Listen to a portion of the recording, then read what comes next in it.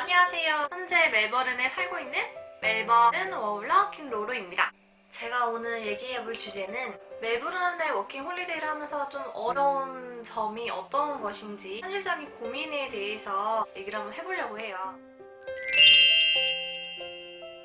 이런 기사를 읽게 됐어요.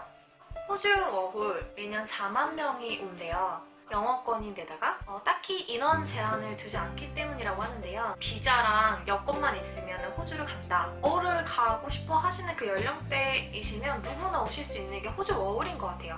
하지만 정말 대다수의 사람들이 또 다시 한국으로 금방 돌아간다고 하는데요. 왜 그럴까요? 힘든 순간을 마주하게 될 그 과정을 제가 6단계로 한번 정리를 해보았어요.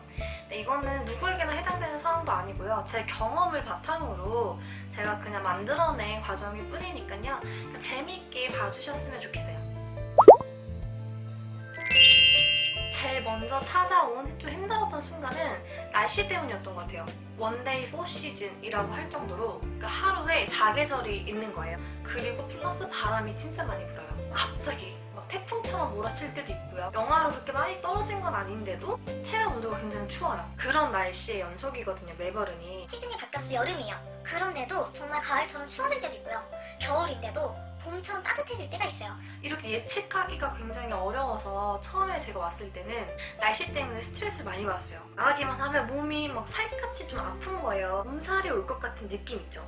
나가기가 무서웠던 게 나가면은 옷을 어떤 걸 입어도 후회를 하는 거예요. 내가 뭘 입어도 후회해. 네, 그래서 그때는 진짜 심각하게 지역 이동을 해야 되나? 이렇게까지 생각을 했었거든요. 한 3개월쯤 되니까는 또 금방 적응이 되더라고요. 지금은 날씨를 엄청 좋아해요. 그러니까 계속 덥고 계속 추우면 사람이 너무 지치고 힘들잖아요. 한때 추웠다가 한때 좀 더워지고 이렇게 바뀌어주니까 오히려 그게 적응되니까 너무 편하고 좋더라고요. 최대한 가볍게 몸을 보온할 수 있는 아이템들을 좀 지니고 다니시는 게 좋아요. 스카프라든지 아니면 목도리? 목도리는 정말 유용하고요. 비니 같은 거 있잖아요. 좀 보온을 막아줄 수 있는 그거 하나만 해도 좀 따뜻하거든요. 또 이제 저는 날씨에 이제 적응이 돼서 좀 잘 지내고 있었죠. 근데 저한테 두 번째 위기가 찾아옵니다. 돈 때문이죠. 모든 위기는 돈에서부터 시작되는 것 같아요. 한국이나 여기나 가난이 찾아와요. 투어하고 뭐 먹고 마시고 놀고 이러는데 돈을 진짜 펑펑 썼어요. 그때는 호주 물가를 정말 잘 몰랐던 것 같아요. 이 정도 음식의 이 가격이 싼 건지 비싼지가 그 가늠이 안 되는 거예요. 화폐 단위도 다르고 100불을 써도 이 100불의 가치를 모르는 거예요. 그런 개념이 없다 보니까 그냥 사고 싶으면 사고 먹고 싶으면 먹고, 근데 영어도 잘 못하다 보니까 주문 실수를 되게 많이 했어요. 그냥 이거 줘 해서 이렇게 먹었는데 이게 맛이 없고 막 먹을 수 없는 그런 음식이었던 거. 그러면 또 다른 거 주면 또 먹고, 그렇게 하다 보니까 돈을 많이 쓰게 됐어요. 외식했어요. 매일매일. 뒷일은 잘 생각을 안 하고 돈을 썼었어요. 그러니까 어느 날 보니까 돈이 없는 거지. 그리고 제가 진짜 실수했던 게 집값이 나가는 거를 제가 생각을 못했어요. 2주마다 돈이 빠져나가 버리니까 이게 돈이 훅훅 줄어드는 거예요. 그래서 이거 안 되겠다. 이거 돈을 이제 벌어야겠다 해가지고 그때부터 찾으러 갔죠. 근데 이때부터 저의 궁핍, 험난한 워홀의 시작이었던 것 같아요. 대부분의 워홀러 분들이 오시면은 여행도 먼저 하시는 분들도 많고요. 저처럼 영어를 못 하시면은 음식을 뭐 몇 가지 시켜가지고 먹을 수도 있는 거고, 내가 알게 모르게 돈이 이렇게 막 줄줄 새나가는 경우가 생기더라고요. 좀 미리 알고 주의하셨으면 좋겠어요.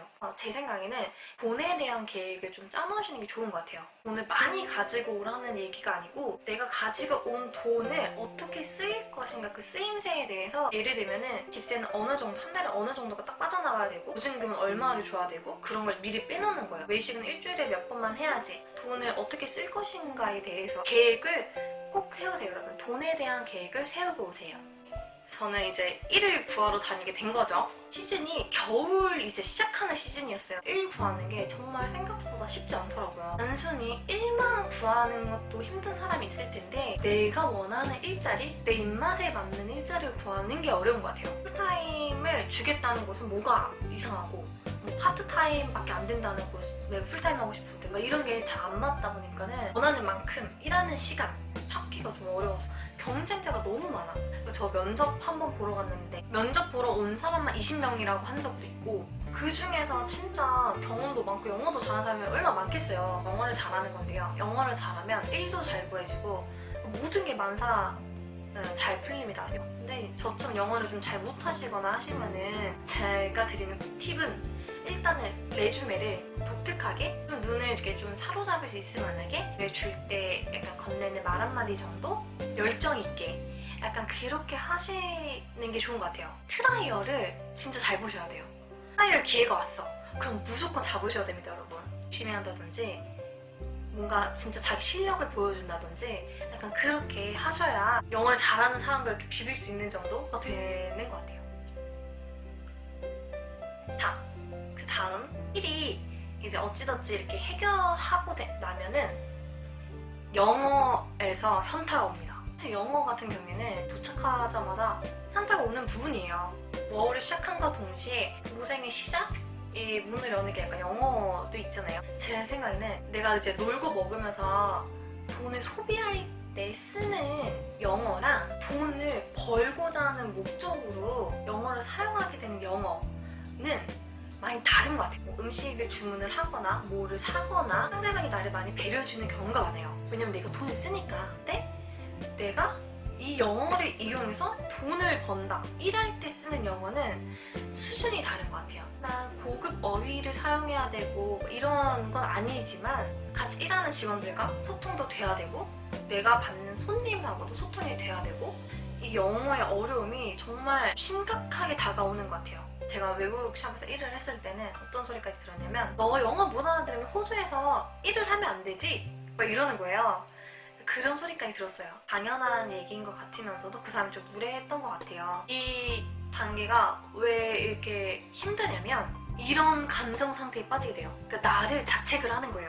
어떤 사람이 내 영어를 지적하면서 막 뭐라고 하고 이럴 때는 그 사람을 내가 기분 나빠하거나 그러는 것보다 나를 원망하고 나를 자책하고 내가 나에게 상처 주는 경우가 생기는 것 같아요. 영어를 잘했더라면 내가 영어를 못해서 저 사람이 나한테 이렇게 구는 건 당연해.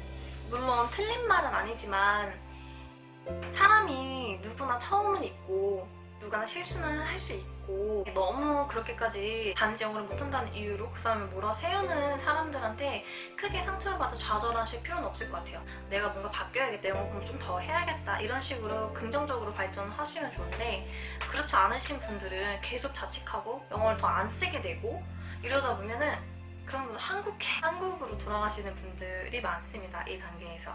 언어를 새로 배울 때는 100% 잘할 수는 없다고 생각해요. 우린 다 외국인이잖아요. 태어난 사람만큼의 발음과 그런 생각과 그런 어휘를 구사할 정도로 지낸다는 거는 좀 너무 어려운 일인 것 같아요.